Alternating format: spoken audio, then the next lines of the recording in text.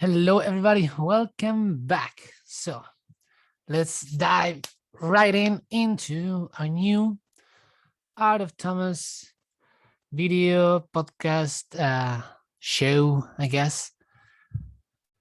Okay, so I'm going to talk about my new article. It's called The Future is Decentralized, Bitcoin Layer 2, Part 2. Just remember, you can find all my articles at theartofthomas.wordpress.com, Thomas with no H because my name is in Spanish. You can also search for artofthomas.substack.com, and there you can sign in for the newsletter, and then all the articles will be sent to your email. It's all free, so you don't have to worry about that. Anyway, let's get into today's video. So, okay, this video is again, it's gonna go a bit deeper into the topic that we talked about in our last video, which was Bitcoin Layer 2 Part 1, and now we're gonna do Part 2. And in this video and article and podcast and all of that, I wanna try to elaborate more in why I think this is so important and why it is curious that not many people are paying attention or are emphasizing like I think they probably should. Okay, so we explained last time. I'm just going to do a quick summary in case you haven't seen it or you forgot about it. So we get Bitcoin works in layers. We have the layer 1, which is what most people use. And that blockchain layer 1 has a lot of advantages. Mainly, it is very decentralized. People can't manipulate it. No one entity or a small group of entities can control the network. And it's very resilient. It's censorship proof because nobody can, if you have a Bitcoin wallet and you hold the keys, nobody can take them away from you. That's one of the key elements that Bitcoin has that the other cryptos don't as much. And it's a phrase that I don't remember where I heard it, but it always stuck with me. And I think it's really important to understand Bitcoin, which is a very difficult thing to understand. And that's why I'm making all this content. But just remember this. Bitcoin is ownership. And nobody can take it away from you. If you hold on to your keys, that means that you have the right to access and use your money forever. As long as you keep the keys safe, nobody can take them away from you. Government can't shut you down. Banks can't take your funds away. It's yours alone, and you can do whatever it is that you wish to do with it forever. That's the main premise of Bitcoin. Now, we've seen over the last few years a lot of developments in the what I call programmable money landscape, also known as smart contracts. And a lot of new coins appear that give the option to create smart contracts with them. And we see a lot of stuff being built on these coins that have these properties and are amazing. That's why they keep getting a lot of traction, and the more things are built upon them, the more they're worth, and it's great. And for the longest time, people were saying as a criticism that because Bitcoin was so decentralized, robust, the code had to be kept super simple and you couldn't do smart contracts. But as I explained in the last video, now we have a second layer over Bitcoin. And on the second layer, you actually can do all the smart contract stuff, but you have the benefit that that second layer rests upon all the great things of Bitcoin layer 1. So the smart contracts that are built on the layer 2 in Bitcoin, they will still be decentralized, secure, safe, and nobody can control them, which is the main point that everybody keeps missing.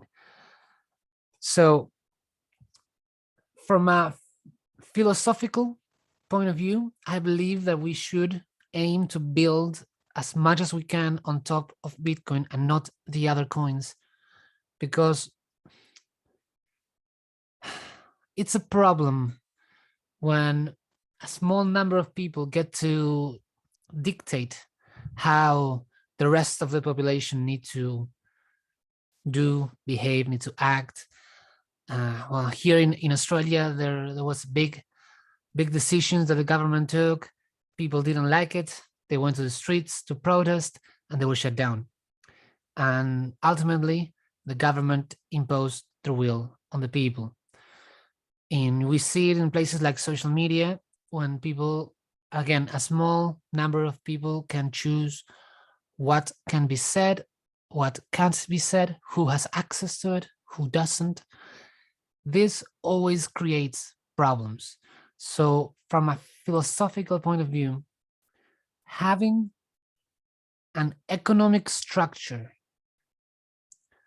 that is governed by no one, that just exists and anybody can use it, is, I believe, what we need right now as a society. Because people are people, and even when they have the best intentions, once they get power, it never ends well. So history shows us time and time again why centralization of power is always a problem. And that's what I'm afraid is going to happen with a lot of the new coins that we're seeing, is that they are not solving the centralization power. And that, to me, is what scares me the most. Now, also from a humanitarian standpoint of view, like Bitcoin gives everyone the opportunity to tap into this great economic network and this structure. So the way I see it, from a philosophical standpoint of view and a humanitarian point of view, I think we need Bitcoin more than any of the other coins. And now that we're finally being able to build complex structures upon Bitcoin using the layer 2, we can create smart contracts. This opens the door for a ton of possibilities, while at the same time we're keeping the base layer that ensures the decentralization, stability, the fact that it's permissionless, so everybody can use it and nobody can shut you down if they don't like what you're doing. If, for example, nobody can shut you if you say the wrong thing, as in places like Twitter or Facebook or YouTube, they can, and they actually are doing. And at least I hear every day of someone new that got banned. The other day, I created a Twitter account with one of my friends because we were thinking of starting a podcast. And before we made our first post, we were all banned permanently. I don't know what happened. We had to appeal. We're waiting to find out what actually happened, because we didn't do anything. We just created the account and it got instantly, permanently banned. Like, that's crazy. And yeah, I'm afraid that I think the only solution is to have decentralized platforms and they need to be built on Bitcoin. Anyway, I'm just going to point out some of the really cool stuff you can do with layer 2 Bitcoin today. And I think these are going to be you're going to start to see and to hear more about them. So first of all, I'm going to mention the Lightning Network. This is incredible. It's what in El Salvador, that's how they are using Bitcoin. If you haven't heard, this year, El Salvador made Bitcoin legal tender. And they gave everyone a Bitcoin wallet with, I think, something like $30 in it. And that wallet is connected to the Lightning Network, which is a layer 2 of Bitcoin. And every single vendor, every single shop, anyone that's selling any kind of service they are compelled by law to accept Bitcoin as payment. They have an option in the wallet if they don't want the Bitcoin. So that, for example, you are a vendor and I want to buy something from you. I send you my Bitcoins, and if you don't want them, you have the option that automatically turns them into dollars. So it's great because I can pay in whichever way I want, and you can receive the money in whichever money you want. So it's perfect. It's a great way of integrating Bitcoin with the current economical structure without forcing everyone to use Bitcoin. So even if you don't want to use Bitcoin, you can still accept payments in Bitcoin, which is amazing. It's great for the vendors as well because Bitcoin works automatically. There's no middleman. When you pay something with a card, the vendor needs to pay a fee to the card companies. And also they don't get the money straight away. It takes some time to reach them. But with Bitcoin, it's automatic. If you're using the Lightning Network, the fees are less than 1 cent. And if I am selling something to you, and you pay me, I get the money instantly, and I can already start using it for other stuff. And the fees, like I said, are less than 1 cent. And this is the great thing about layer 2, because if you are transacting on Bitcoin layer 1, the fees are a lot more expensive. So that limits the use that you can use. For a long time, that was the main criticism of Bitcoin, that the fees were too high. So if you wanted to buy a coffee, you would pay more in fees than the actual coffee. So people were saying Bitcoin will never work as currency. It can't because the fees are too high. Well, that's one of the main things in the Bitcoin world. People see things as they are, and they have a lot of trouble seeing things as what they are going to be in the future. So for a long time, people were saying the Bitcoin fees are too high. It doesn't work as currency. And they make that statement, and that was like a statement made in stone and was unmovable.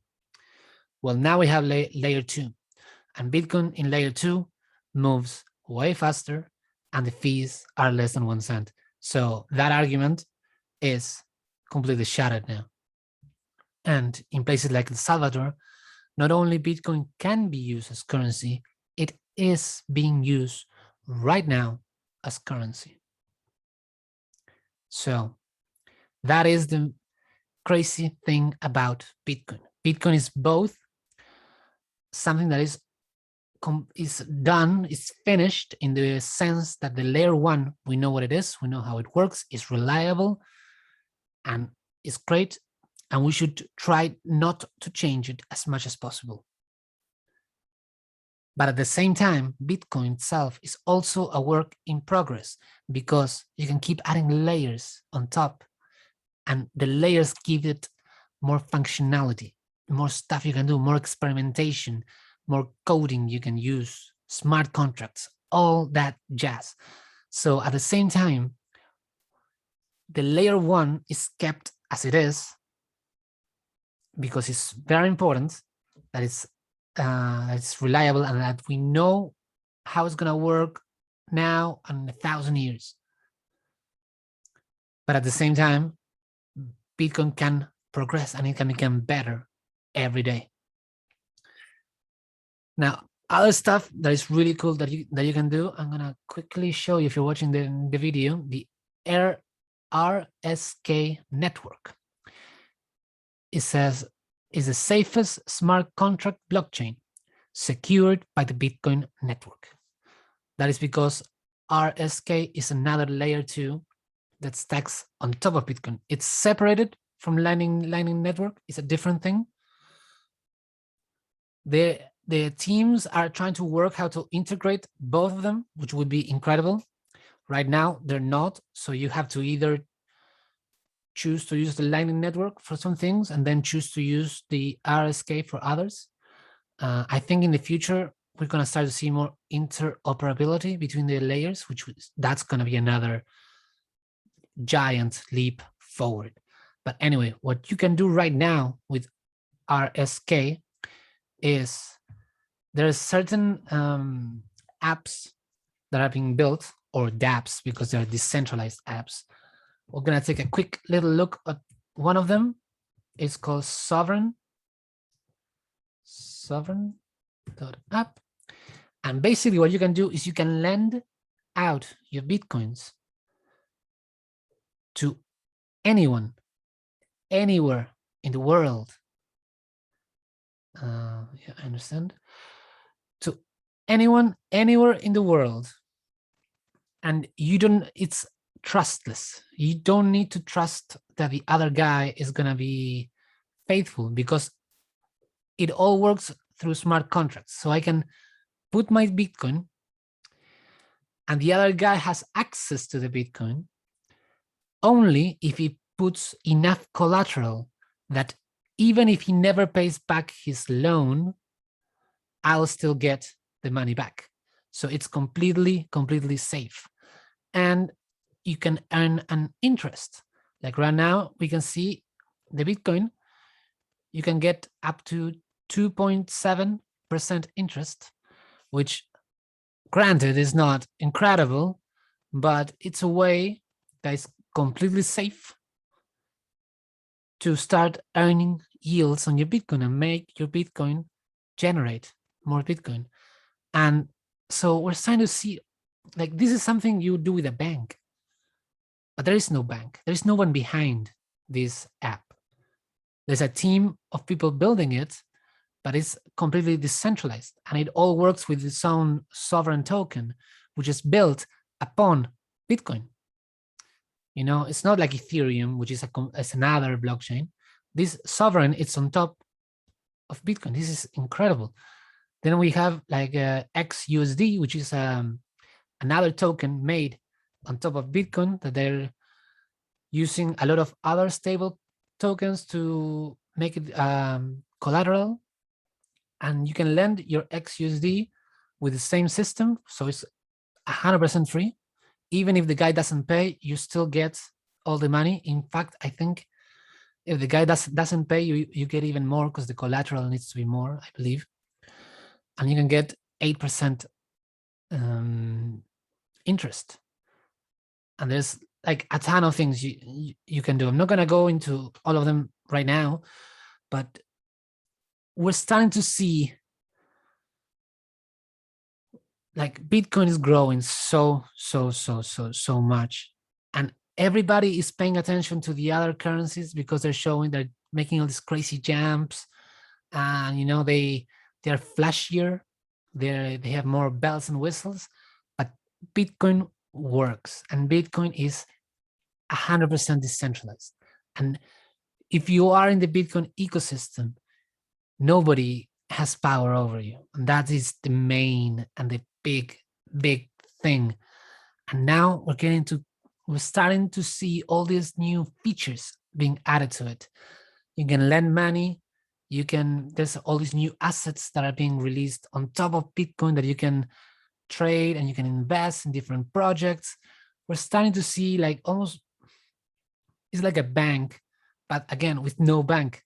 So it's peer-to-peer, it's me and you. And I don't even need to know who you are. I don't even need to trust you, because the code is put in such a way that it's safe. It's safe for both of us to interact, and we can do it from the opposite sides of the world. And the fees are minimal, and they're like, the RSK blockchain has higher fees on the Lightning Network, but you can do more complicated things, and they are trying to bring the fees down. But still, like, I think the fees last time I had to pay like $2 when I made a transaction, which is not that much, and this is only the beginning. And I think for our future, we really, really need to start thinking less on how can I make the most dollars, because you might make more dollars buying something like Ethereum or Solana, but what is best for a society in the future? And in that line of thinking, I have no doubt that Bitcoin and the stuff that's been built upon Bitcoin is the key. That's what we need desperately, especially as we go further in time. I think it's going to be more and more obvious.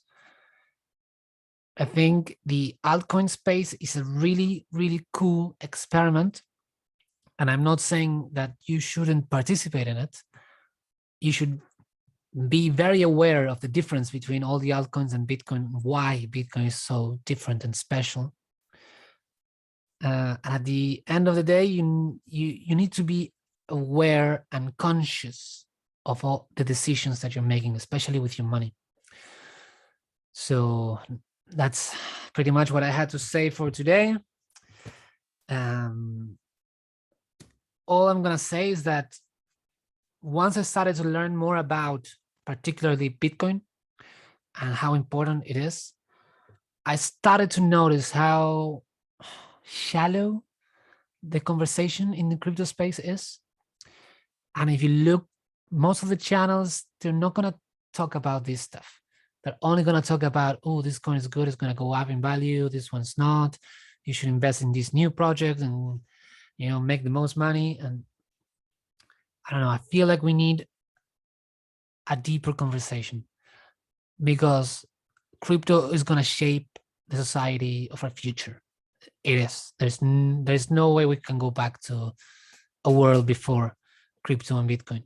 So we need to start to think deeply about what does this all really mean, and how can we create the best, most fair society for all of us.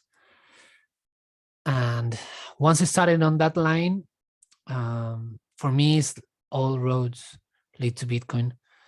And the progress that has been made has me extremely excited, extremely excited. And I'm just telling you what I'm thinking and what I'm finding out, what I'm researching. Just use this as a starting point to start to think about these things and start looking into it more. Don't take what I say as facts and don't take it for granted. I know that it's easiest to just let someone else do the work for you and you just repeat what the other person say, but we are in a very interesting particular time in history, and now more than ever, you can't do that. You need to do the hard intellectual work of finding stuff for yourself, making your own mind and your own decisions. And yeah, that's all I can say. You can always come to my videos and my articles to find out what I'm researching. All I'm trying to do is learn as much as possible and get better at communicating what I'm learning. But I am not perfect. I'm very far from it. I'm not particularly smart. I'm not particularly wise. I'm just doing my best, trying my best, and I will continue to do so. And hopefully, these can all be helpful to you, even if it's in a small way. That's all I can ask.